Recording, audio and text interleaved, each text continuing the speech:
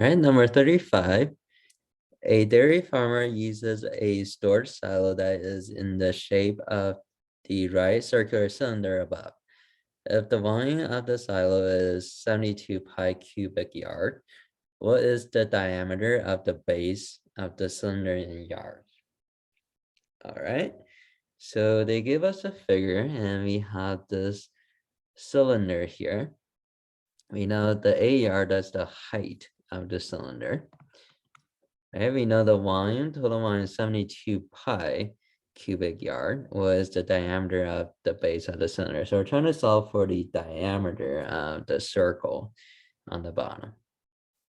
All right.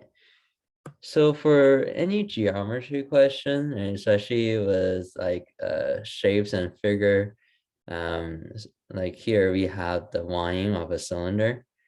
It's always helpful to write down the formula first. Okay, if you're not sure where to begin, let's bring up the formula. And this formula is on the formula sheet.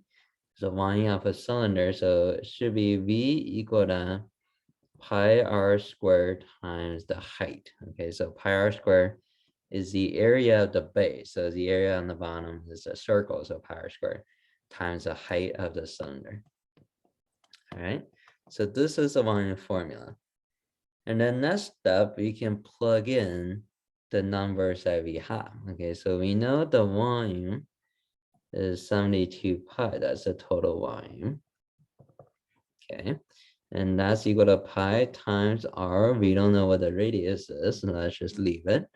And then we do know the height, which is 8.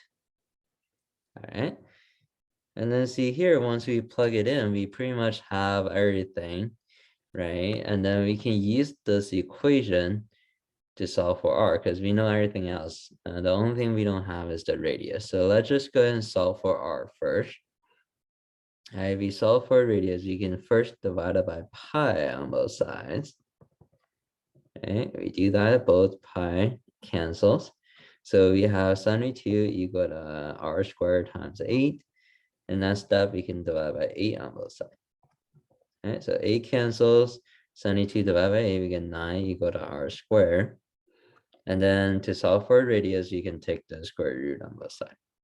Okay, so if we're solving this as an algebra equation, we get plus minus if you're taking square root on both sides. But for this question, since it's the radius, it can be negative, right? So we'll just say r equal to 3.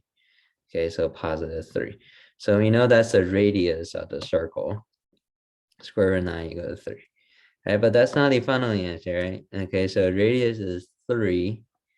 But for this question, they asked us what's the diameter. Okay, so we know the diameter of the circle is always 2 times the radius. So once we're here, we can just say d equal to 2 times 3, which is 6. Okay, so diameter should be 6. And that will be our final answer for this one here.